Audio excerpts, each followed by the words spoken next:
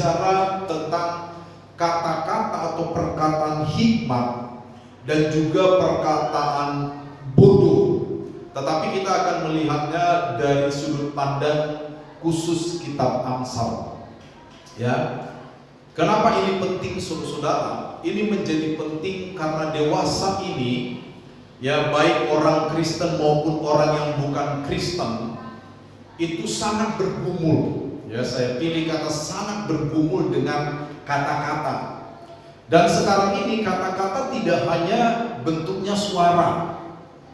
Kata-kata juga bentuknya bisa ketikan. Betul kan?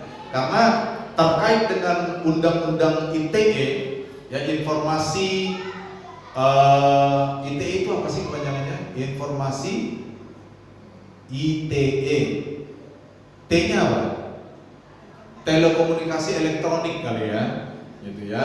Terkait dengan undang-undang ITE, ya, sekarang sudah ada peraturan-peraturan yang sangat-sangat ketat, ya, sehingga kita rasanya perlu belajar tentang bagaimana kita mengenali kata-kata hikmat, juga bagaimana kita mengenali kata-kata yang bodoh. Kenapa saya pilih kata yang bodoh? Karena dampaknya juga akan membawa kita kepada kesusahan.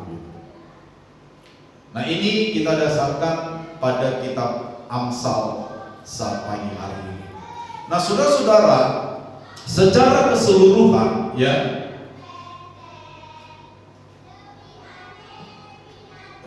ada yang bisa bantu saya untuk menjalankan? Coba Oliver bisa, tinggal pencet down arrow aja. Ya. Anak panah ke bawah itu yang sebelah kanan. Coba. Itu dia. Terima kasih Oliver. Saya lupa doakan dia tadi, jadi ngambek kali dia. Yang di bawah ini. Ya.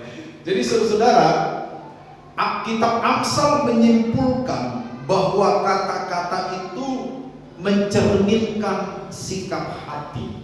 Ini kesimpulan kitab Amsal. Ya, jadi sekali lagi saudara, kesimpulan kitab Amsal, kata-kata itu mencerminkan sikap hati. Ya, next. Nah, Amsal pasal 12, ya, ayat 23, di sana digambarkan bahwa hati orang bebal itu menyuarakan kebodohan. Jadi kebodohan seseorang itu bermula dari hatinya, ya, bermula dari hatinya. Itu yang mana histori? Coba cek satu-satu. Enggak, yang paling bawah kan kolom dulu. Coba matikan kolomnya. Yang nomor 4 dari kiri coba. Iya, dari kiri. Ada? Sebentar ya saudara ya. Itu dia. Cek. Oke, itu dimatiin aja. Baik, saya ulang ya. Jadi Amsal pasal 12 ayat 23, ya, dikatakan di sana hati orang bebal itu menyuarakan kebodohan. Artinya kebodohan seseorang itu bisa dilihat dari hatinya. Ya. Kalau hati saudara panas, ya kan? Ini yang mana ya? Ini dulu ya. Coba saya cek sebentar ya saudara ya. Ini Pak Faisal juga nggak datang soalnya. Jadi software ini nggak datang.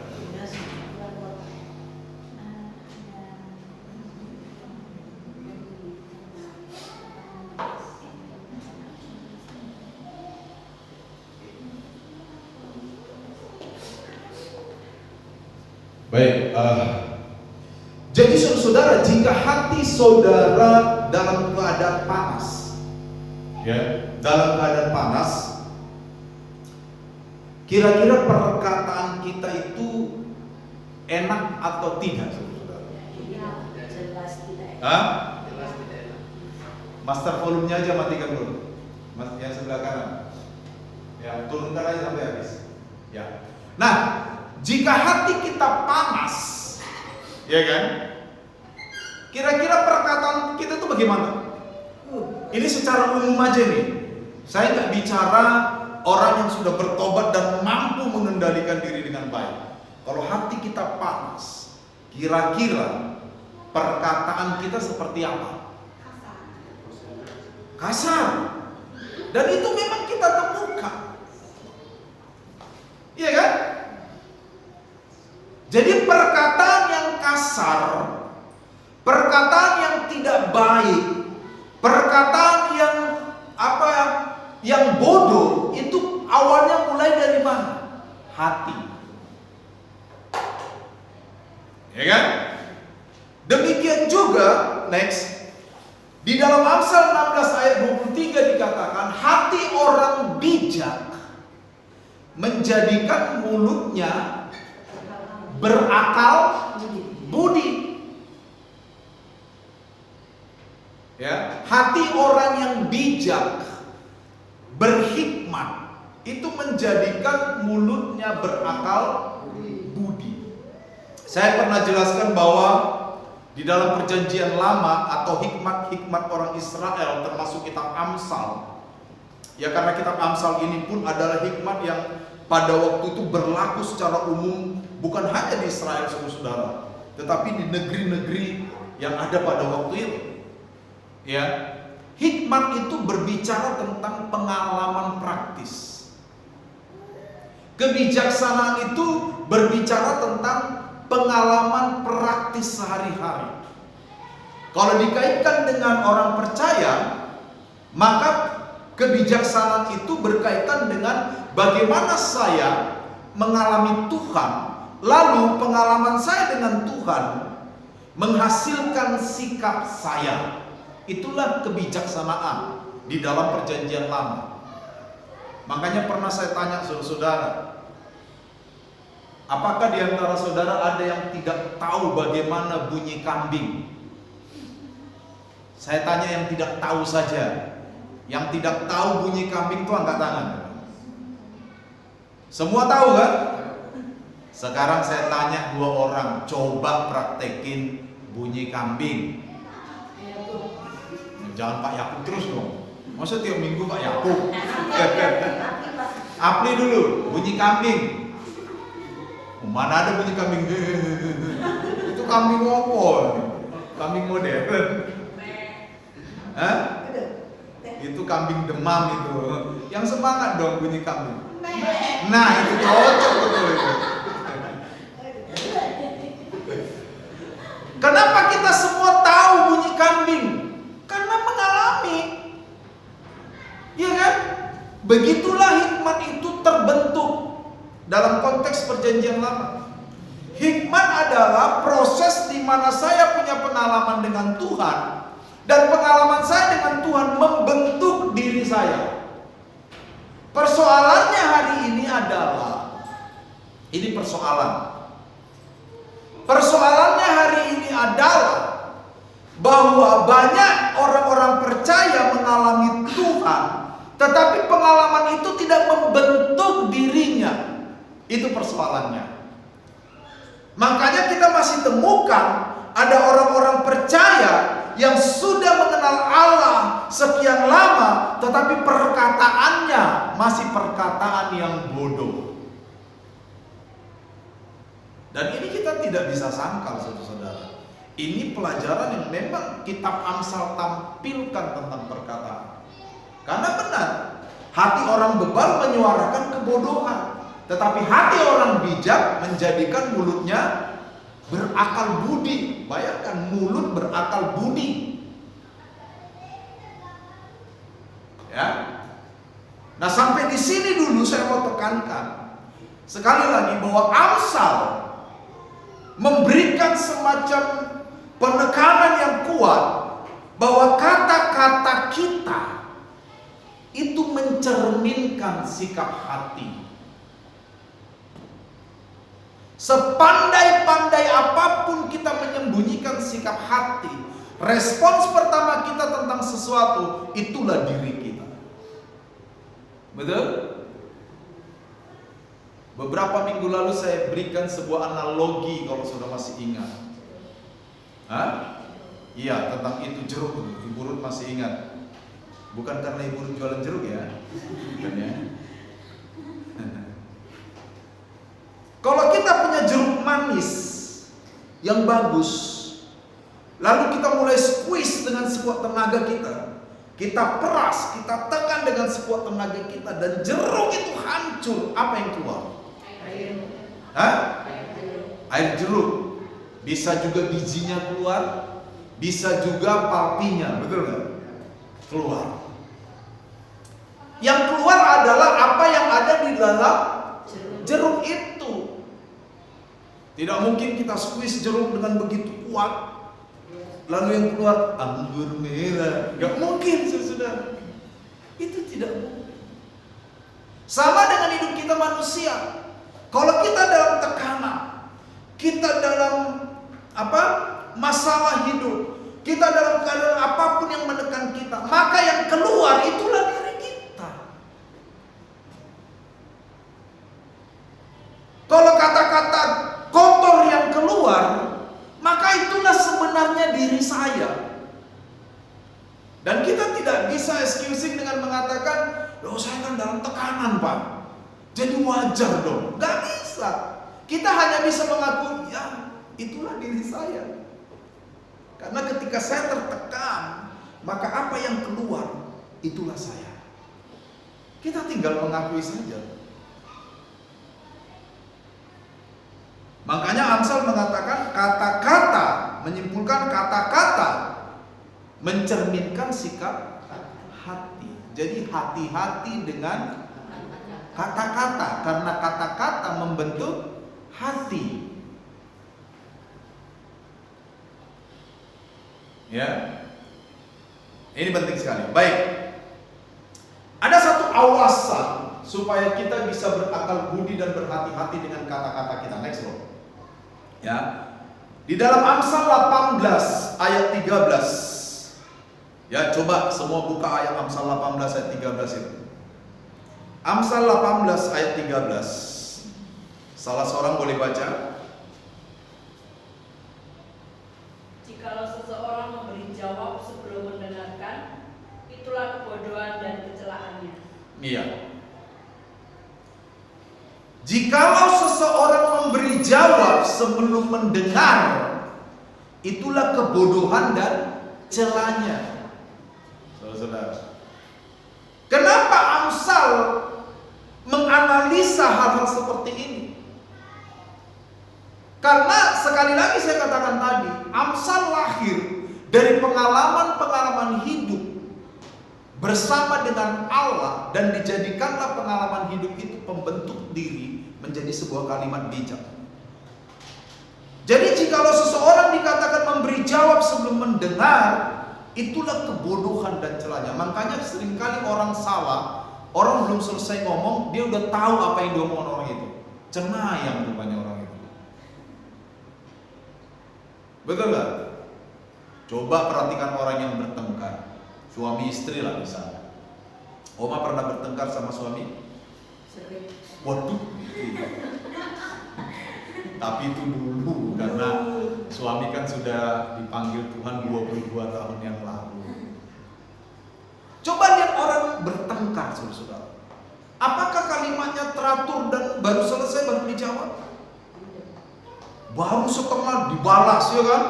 Belum selesai dibalas, belum selesai, pokoknya mau gaduh. Karena masing-masing menganggap dirinya benar dan menjawab orang lain bahkan sebelum orang itu selesai bicara. Itulah sumber pertengkaran. Andai kata seseorang bicara lalu kita dengarkan dengan baik dulu sampai selesai, baru kita bilang boleh saya respon, maka saya pikir persoalan akan berkurang drastis, betul? Persoalannya adalah kita ingin selalu pada pihak yang dominan dan merasa menang. Betul? Begitulah caranya kata-kata merusak hidup kita. Kamu gini, kamu yang gini. Kamu yang gini. Akhirnya kamu seperti itu, saudara. Jadi saudara-saudara, mari kita mulai belajar hari ini supaya kita ketika berbicara kepada orang lain siapapun itu tentang hal-hal yang serius dan perlu dibahas dengan baik, maka dengarkan orang lain selesai bicara dan harus saling menghormati hak bicara.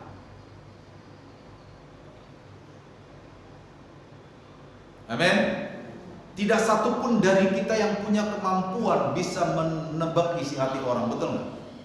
Nggak ada. Saya udah tahu isi hatimu sebelum kau bicara. Apa? Tahu dari mana? Akhirnya respon kita salah. Ketika respon kita salah, ditanggapi salah. Yang salah ketemu salah, makin salah. Ya.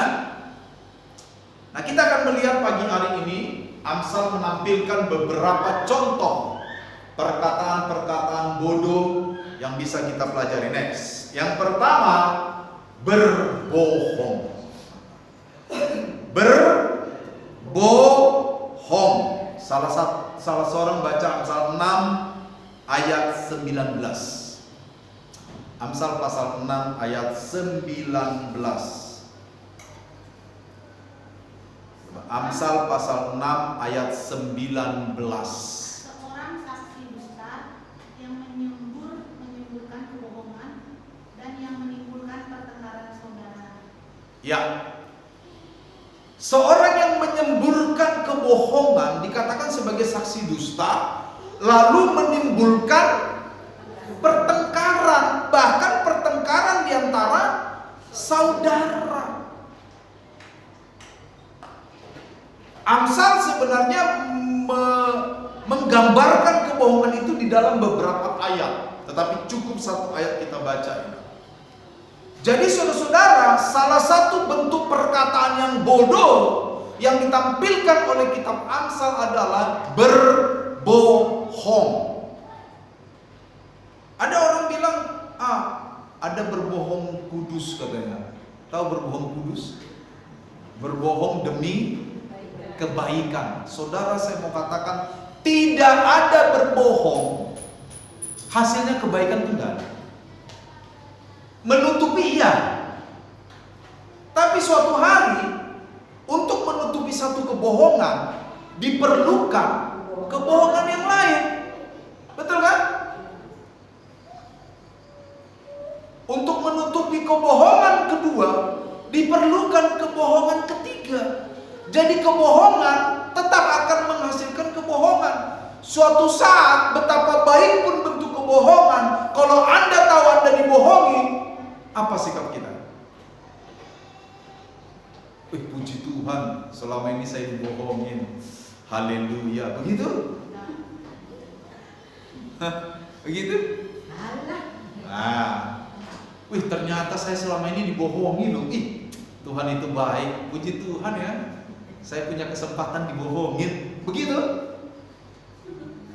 Setiap kebohongan itu akan tiba pada kerusakan. Makanya Amsal dengan jelas berkata, kebohongan itu disebut sebagai saksi dusta yang menimbulkan pertengkaran, bahkan pertengkarannya di antara para saudara. Jadi apapun keadaannya saudara-saudara, jangan berbohong. Tapi Pak, kalau saya nggak berbohong Pak, takutnya berkelahi terus ini Pak. Lebih baik sekarang berkelahi daripada nanti kalau ada pepatah mengatakan udah puncak Pak. Selama ini saya dibohongin terus. Kata-katanya manis, semanis madu sumbawa. Karena udah dicampur gula.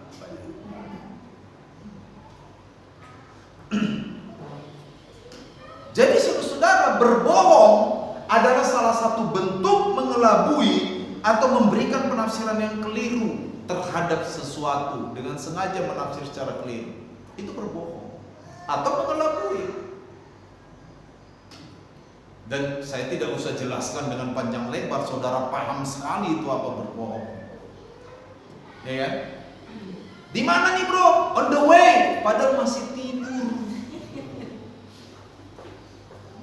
Itu kan biasa Pak dalam istilah pergaulan sehari-hari dalam masyarakat Indonesia yang tercintai. Itu biasa di dalam masyarakat, tidak biasa di telinga Tuhan itu. Seindah apapun kita berbohong, itu tidak biasa. Itu anomali bagi Tuhan, sesuatu yang tidak biasa. Makanya dilarang oleh Tuhan. Jadi kita harus belajar menyatakan sesuatu dengan cara yang benar.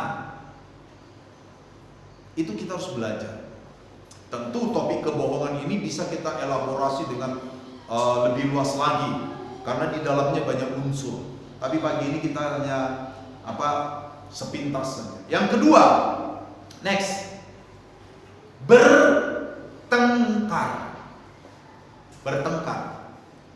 Ya, Amsal 26:21, demikianlah orang yang suka bertengkar. Ngapain mereka bertengkar? Untuk memanaskan perbantahan. Ada orang yang suka bertengkar. Walaupun kadang-kadang bertengkar itu perlu, tapi itu nanti kita bahas belakangan. Tapi ada orang yang bertengkar karena memang dia senang bertengkar.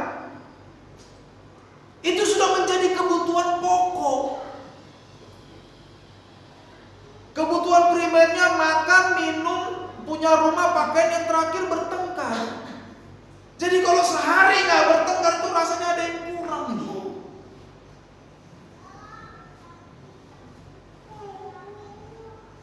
Jadi Amsal menyoroti kata-kata yang penuh dengan pertengkaran. Itu adalah kata-kata yang bodoh. Semua hal dijadikan materi untuk bertengkar. Semua. Ingat ya, saya tidak anti bertengkar. Tapi kalau ada orang semua dijadikan bahan bertengkar, itu bodoh. Karena ada hal-hal yang layak memang untuk kita pertengkarkan, betul? Ada hal-hal yang layak untuk kita pertengkarkan, itu ada. Tapi kalau semua dijadikan bahan bertengkar, nah itu menjadi sesuatu yang perlu kita analisa kembali. Saya termasuk orang bodoh, kok semua hal saya tengkarin.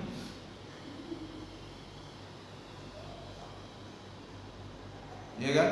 Hal-hal kecil, salah beli pukis, bertengkar.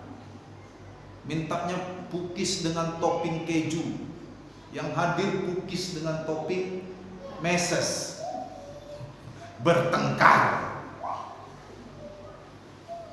Ya. Wah, ini ada roh yang suka bertengkar untuk memanaskan saja, suka memanaskan perbantahan. Ya, hati-hati. Berikutnya, ada awasan dari kitab Amsal, saudara-saudara, next ya. Di Amsal 26 ayat 17 dikatakan, janganlah kamu terlibat dalam pertengkaran orang lain. Wow. Makanya saya, walaupun saya punya teman akrab misalnya di Facebook atau apapun, kalau dia sedang bertengkar di Facebook, ogah saya, nge-like tuh nggak mau. Ngapain saya terlibat dengan pertengkaran orang? Kan masih banyak itu ya, kalau bertengkar ditaruh di Facebook itu. Saya ogah saya. Sekalipun itu teman dekat saya, sekalipun itu jemaat saya, ogah. Saya nggak mau ikut dalam pertengkaran orang lain. Tapi saudara, saya perhatikan kalau ada orang misu-misu di Facebook, bertengkar di Facebook, banyak orang mulai gitu. Semangat kakak, menyala abang, apalagi gasken, banyak itu. Kadang-kadang kita yang mantap, padahal mereka senang itu kita bertengkar itu. Dan saudara, saya mau katakan kepada kita, untuk apa kita terlibat dalam pertengkaran orang? Itu secara langsung menggambarkan siapa diri kita di mata orang lain. Apalagi sekarang dunianya dunia maya. Ya kan? Sekarang kan manusia jarang kasih salam kepada dunia nyata kan? Nggak kasih salam selamat pagi sama orang-orang terdekat, tapi di dunia maya dia kasih selamat pagi loh. Good morning Dumai. Iya kan, dunia maya kan Dumai. Nggak pernah tuh good morning dunia nyata. Iya kan? Dunia maya saat ini menjadi hidup kita, minimal 50% kita hidup di dunia maya. Dan hati-hati, dunia maya menjadi wadah di mana pertengkaran orang lain menjadi tontonan bagi banyak orang. Tinggal kita putuskan, kita mau ikut atau tidak. Iya kan? Satu kali saudara, ada teman saya pendeta dari negeri yang jauh dari Sumbawa ini. Saya nggak tahu masalahnya, dia curhat di Facebook. Pendeta ini lalu mengeluarkan semacam kata-kata yang menurut saya itu tidak pantas bagi seorang pendeta. Mungkin dia kecewa kali sama orang kali ya. Mungkin dijanjiin beli tipon nggak jadi. Jadi dia marah. Saya mengasihi dia. Saya tegur dia. Bro, kalau bro gak suka sama seseorang, langsung aja direct message. Gak usah bro taruh di Facebook kayak gini. Seluruh dunia nonton bro pendeta.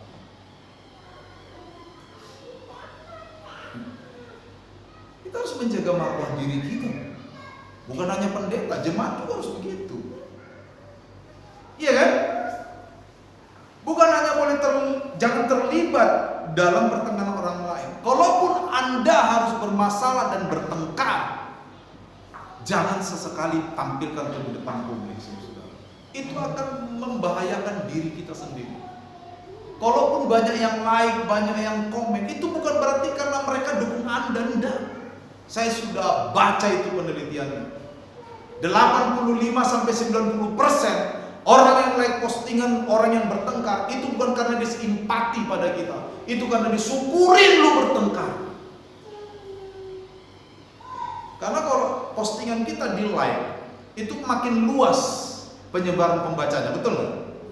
Misalnya saya like postingan seseorang, maka teman-teman saya kemungkinan bisa membaca itu.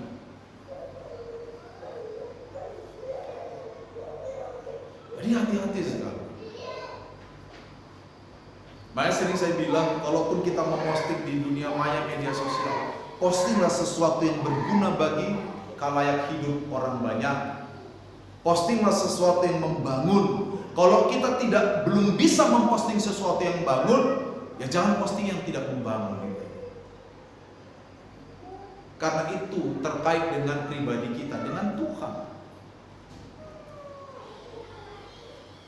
Jangan pernah menganggap bahwa dunia maya itu terpisah dari sorga. Jangan. Itu terhubung, saudara. Sorga menolak segala bentuk kebodohan. Amin. Amin. Ingat kata-kata saya ini. Sorga menolak segala bentuk kebodohan.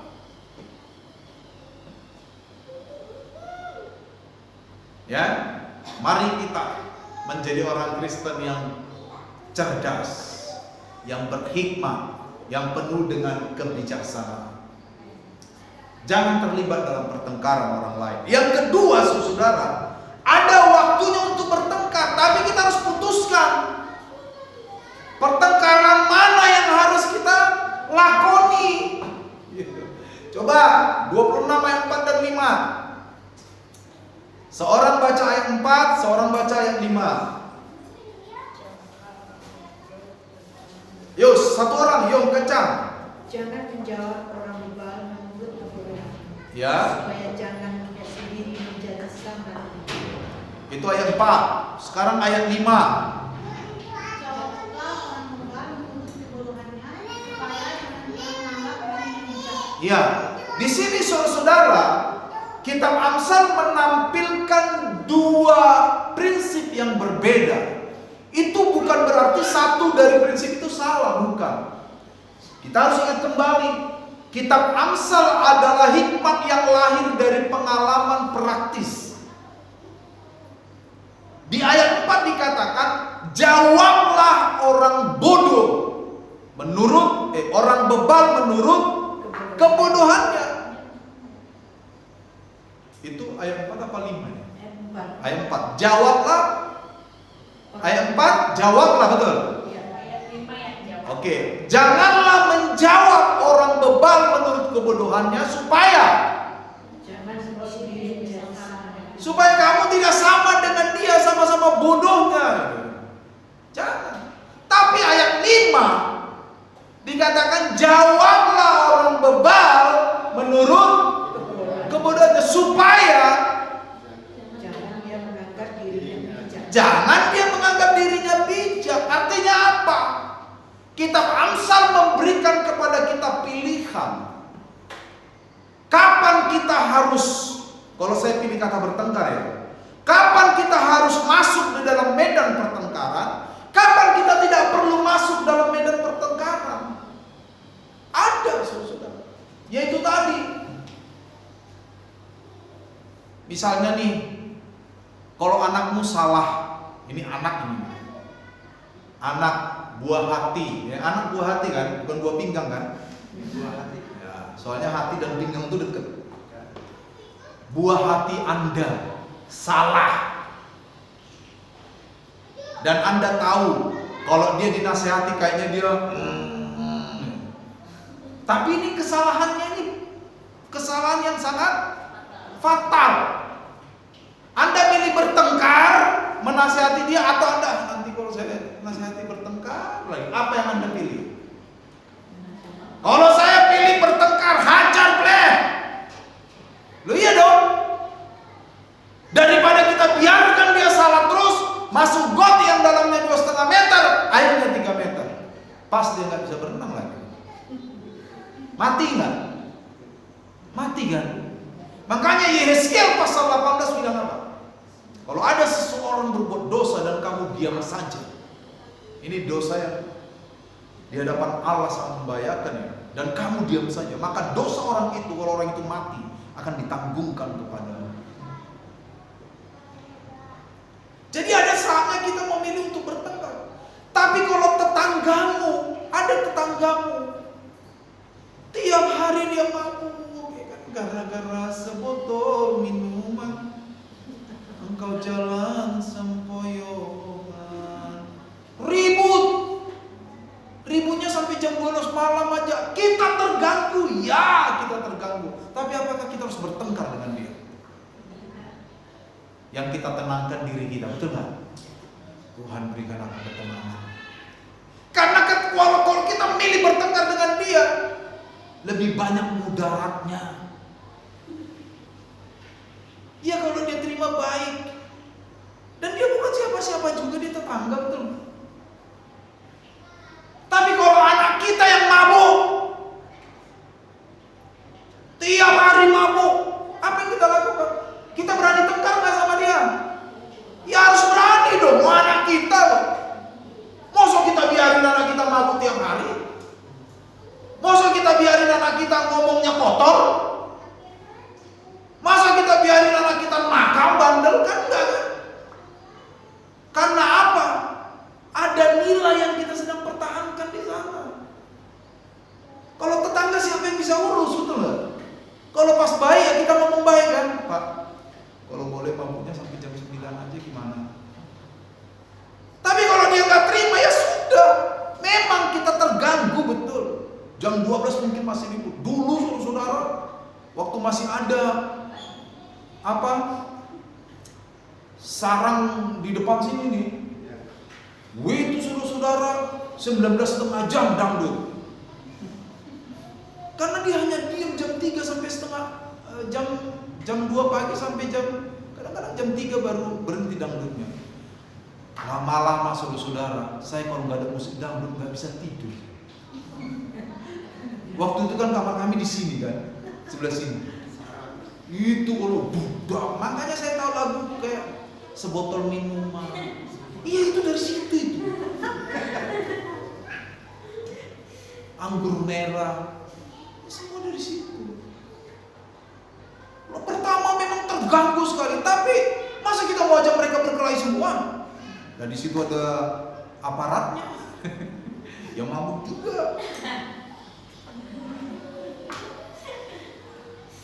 Lama-lama saya menyesuaikan diri, ya kan? Saya sesuaikan diri. Yang parahnya waktu itu listriknya dari sini.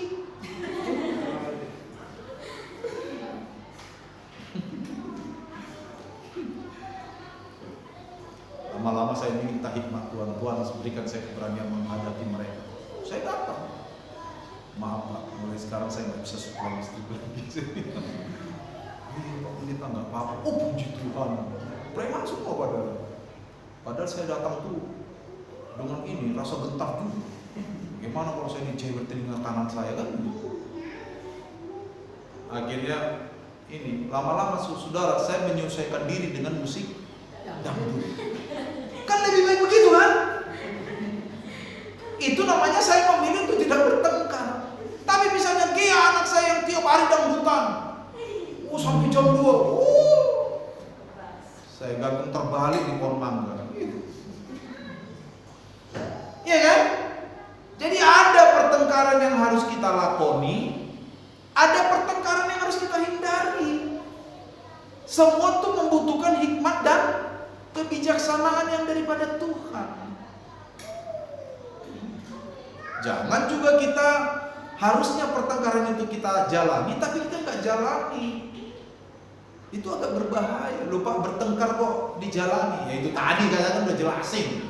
Ada yang harus dijalani, ada yang enggak. Tapi semuanya harus meminta berkat hikmat dan kebijaksanaan dari Tuhan. Amin. Ya, oke. Next bro. Oh, udah. Berikutnya adalah menghina atau mengumpat. Apa ini menghina atau mengumpat? Menghina atau mengumpat adalah menyerang seseorang secara langsung dengan menggunakan kata-kata penuh dengan kebencian mengenai sifatnya, tindakan atau penampilannya dengan tujuan untuk menyakiti dan merendahkan orang tersebut. Sekarang bahasa kerennya bully. Membuli. Ya kan? Makanya saya tidak setuju sebutan wajahnya kok jelek ya. Jelek itu nuansanya positif atau negatif? Negatif. Terus orang itu ciptaan siapa? Tuhan. Berarti Tuhan salah mencipta, gagal. Orang itu produksi gagal atau gimana? Loh, saya tanya wajah orang bisa milih nggak? Bisa nggak Tuhan? Nanti kalau anak saya lahir, mudah-mudahan wajahnya kayak King Jung Ok. King Jung Ok, tahu King Jung Ok? Entah bener tangga pokok itulah. Ya kan? Saya pengen Tuhan wajahnya kayak Randy Pangalila. Wish. Saya pengen Tuhan wajahnya kayak Randy Pengharapan. Apakah kita bisa begitu? Nggak bisa. Anak lahir, manusia lahir, semuanya berasal dari Tuhan. Udah memang begitu. Lalu waktu lahir, jelek betul. Berarti kita sedang meragukan kemampuan Allah menciptakan. Itu sama dengan kita mengatakan ini produk gagal dari Tuhan ini. Siapa kita berani mengatakan orang jelek? Ukuran jelek itu apa? Di Eropa yang hitam-hitam yang paling laris kata Yogi Latul. Iya kan? Di salah satu negara Afrika, saya lupa di negara mana, apakah Ghana atau Ethiopia atau mana. Orang gemuk, maaf ya, yang gemuk-gemuk ya, maaf. Orang gendut itu seksi.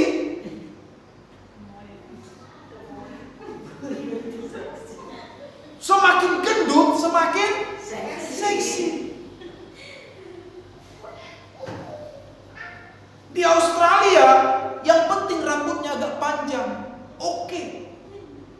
soal tonggos, soal macam-macam itu nggak peduli. Rambutnya panjang, oke. Indonesia yang syaratnya banyak ketua. Indonesia itu syaratnya banyak ketua. Wajah putih, gigi harus dikasih pagar kawat itu apa? Behel, pipi tirus, ya kan? Apalagi, macam-macam itu.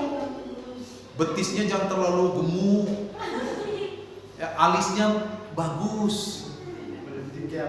Lalu sudah pinter nyuci, pandai memasak, jalan nggak sempoyongan. Pokok syaratnya banyak. Di negara lain cuma satu aja syaratnya. Di Afrika tadi semakin gemuk bagus. Di Australia ya panjang rambutnya bagus, betul nggak? Itu aja. Di Indonesia 25 syaratnya. Lalu udah begitu orang sudah pakai lotion tiap malam, iya kan? Hanya di Indonesia orang-orang kayak teman-teman kita di sebelah timur yang memang Tuhan karuniakan mereka kulit warna hitam berusaha memutihkan kulitnya. Agak aneh saudara, mohon maaf. Makanya saya suka godain tuh kalau ada teman kita yang dari Sumba terus rebonding. Ini maaf Bu Mariana, bukan Bu Mariana nih. Terus saya bilang, kalian tuh lebih bagus kalau rambut keriting, betul? Tapi ini nggak berlaku buat Ibu Mariana. Gitu sudah bagus. Sekarang ukuran kecantikan di Indonesia tuh rambut lurus, kulit putih, nggak peduli leher hitam apa, nggak peduli, pokok kulit putih. Itu salah, saudara-saudara. Saya bilang dari mimbar, itu salah, itu nilai yang keliru. Kenapa? Takut dibully, takut diumpat, takut dihina. Jangan kita menjadi pelaku yang melakukan bulian atau hinaan terhadap kulit seseorang, amin? Terhadap rambut seseorang. Jangan kita, matanya belok. Yo, mata belok juga dari Tuhan, betul nggak? Jadi merendahkan harkat orang lain, jangan. Biarpun kulitnya putih lah kalau jorok, ya kan? Tapi biarpun kulitnya hitam, kalau bersih, betul nggak? Kayak orangnya aku gini, kurang ganteng apa dia? Loh ya kan? Itu loh saudara-saudara, ya. Jadi itu nggak boleh menghina dan mengumpat. Next, ini masih banyak ini. Gosip, rumor. Ini namanya semakin digosok, semakin sip. Apa sih gosip itu? Gosip itu adalah laporan negatif tentang orang lain yang didasarkan pada bukti yang tidak pasti. Udah dengar gak Jem? Tapi ini cuma denger loh ya. Kita boleh nggak cerita keburukan orang kepada orang lain? Boleh. Kepada orang yang punya hak mengetahuinya. Itu bukan gosip. Misalnya nih, misal ya Oma ya, ini gantian Oma. Jangan Ibu Mariana terus. Misal Oma, anaknya Oma berlaku tidak baik di luar, tapi di rumah baik betul. Dan saya tahu. Apa ia tega saya tidak memberitahukan ke Oma sebagai orang tuanya? Itu kan integritas kita. Apakah itu gosip? Enggak dong. Karena Oma punya hak untuk tahu. Kecuali saya ceritakan kepada siapa? Penjual sayur di Brambiji. Waktu saya beli sayur kampung yang harganya 5.000 3 ikat. Itu tahu Bapak ya? Oh tahu dong. Lalu saya katakan, Bu, beli sayur 5.000 3 ikat. Ini saya bayar dah 5.000 2 ikat supaya hatinya senang. Ibu tahu nggak? Anaknya Oma yang kita belum selesai cerita. Namanya gosip kan? Semakin digosok semakin sip. Jadi boleh nggak kita menceritakan keburukan orang lain kepada orang yang lain? Boleh, asal kita bisa pastikan bahwa orang yang kepadanya kita cerita punya hak untuk tahu, bukan untuk menghajar orang itu loh. Pak punya hak untuk tahu. Sekarang misalnya Ibu Ocha, misal nih Bu ya, jangan omat terus. Misal Pak Faisal lah kedapatan mabuk, dia mabuk pinggir jalan. Pak Faisal, apa saya diam aja? Bagaimana waktu Ibu Ocha, Pak Pendeta tahu kok nggak diberitahu saya? Bagaimana? Kecewa dong. Dan saya cerita dong Bu Ocha, tolong didoakan suaminya bla bla bla. Karena Bu Ocha tahu. Tapi kalau saya cerita ke orang-orang yang nggak perlu tahu misalnya, itu gosip. Saya pernah menggosip ternyata. Saudara pernah menggosip? Enggak ya, saya berarti cuman saya nih Pak. Next. Amsal tidak hanya menegur orang yang menyebarkan gosip, tapi juga Amsal menegur orang-orang yang mendengarkan gosip. Ada ayatnya, nanti kita baca. Next. Yang berikutnya adalah bujuk rayu, seducing, membujuk, merayu, bukan dengan tujuan yang baik, tetapi dengan motif yang salah. Ini juga adalah kata-kata yang bodoh. Bujuk rayu itu apa? Memuji secara berlebihan untuk memperoleh keuntungan pribadi atau mencelakakan orang lain. Makanya sering saya bilang hati-hati. Pujian adalah ujian. Kalau kita hendak memuji seseorang, boleh apa tidak? Boleh, tapi pujilah seseorang secara proporsional. Jangan waktu Anda baik dengan seseorang, Anda puji dia melebihi langit. Iya kan? Kadang-kadang manusia ketika dia baik dengan seseorang, walaupun orang itu salah, tetap dipuji. Tapi begitu tidak baik, walaupun orang itu benar, tetap dicela. Itu sifat umum manusia yang sudah jatuh ke dalam dosa. Tapi kita harus berbeda. Kita tidak boleh memanfaatkan telinga tipis orang lain untuk memperalat dia. Banyak orang kayak gitu kan. Ibu memang luar biasa. Tapi memang nggak ada seperti ibu. Makan bakso yuk. Langsung dapat bakso.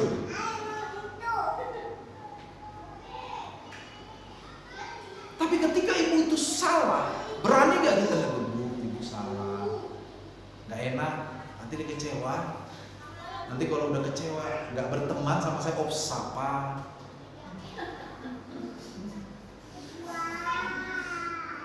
Hati-hati saudara-saudara. Memuji orang lain itu boleh, tapi proporsional. Saya jarang memberikan pujian kepada orang lain, tapi ketika saya memberikan pujian itu betul-betul dari hati saya. Ketika saya bilang bagus, berarti itu betul dari hati saya.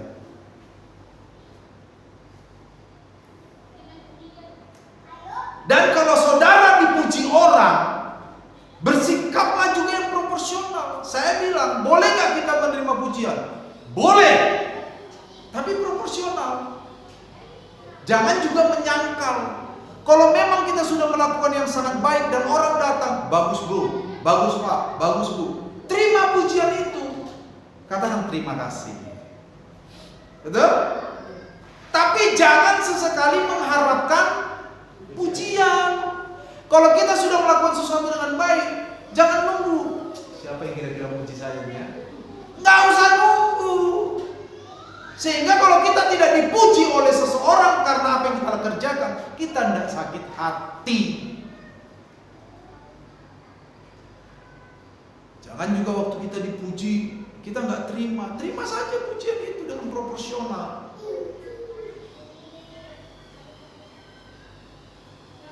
Ya kan?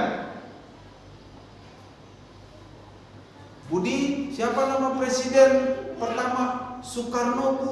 Wah, Budi pinter. Maaf, Bu, hanya Allah yang pinter. Tidak, Budi, kamu memang bagus belajar. Maaf, Ibu, hanya Allah yang memberi pengetahuan. Nggak perlu begitu juga kali. Kalau ada orang bilang Anda pinter, terima saja dengan baik. Terima kasih. Ya kan? Tapi kalau tidak ada yang memuji kita, jangan juga mengharapkan pujian. Tapi jangan memuji orang lain dengan motif untuk memperalat orang itu. Jangan. Makanya pujilah seseorang secara proporsional. Karena memang apa yang dia tampilkan itu pantas untuk dipuji. Jangan memuji orang untuk memperalat dia. Jangan. Ya. Dan yang terakhir adalah sesumbar. Tahu sesumbar? Sesumbar itu beda dengan ketumbar. Ya. Sesumbar itu adalah tindakan yang bermaksud menampilkan gambaran saya. Saya sesumbar. Bahwa saya hebat. Ya, saya beda dari yang lain dan sebagainya. Sekalipun itu betul. Firman Allah berkata di dalam 27:2, biarlah pujian itu datang dari mulut orang lain. Kadang-kadang kita semua, bahkan saya sebagai pendeta pun, ada kalanya kita jatuh dalam praktek sesumbar ini, betul nggak? Kita menganggap bahwa kita lah yang paling hebat. Kita menganggap bahwa kita lah yang paling hero di sana. Kita menganggap kalau kita tidak ada, ini tidak akan berjalan dengan baik. Jangan. Kata-kata sesumbar itu tidak mendapatkan tempat di hati Tuhan. Kalaupun engkau harus dipuji oleh Tuhan, biarlah Tuhan memakai mulut orang lain untuk menyatakan pujian tentang engkau dan saya. Sepakat? Itu dia. Ya, jangan suka sesumbar. Ya, pesan itu pun sama saya. Jangan suka sesumbar. Sehebat apapun kita, tidak perlu kita sesumbar.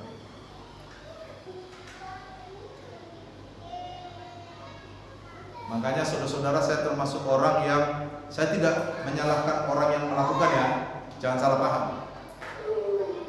Saya orang yang dari dulu tidak akan posting nilai raport anak saya, tidak akan posting nilai-nilai saya, tidak akan posting sesuatu achievement, pencapaian yang sifatnya akademik.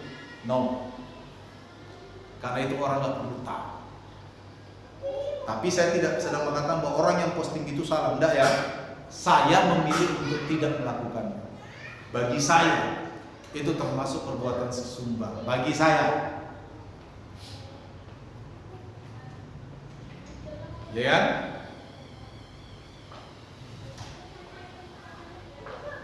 Seperti itu. Apa yang tidak perlu jangan lakukan. Amin. Karena tidak akan ada faedahnya bagi kita. Saya pikir itu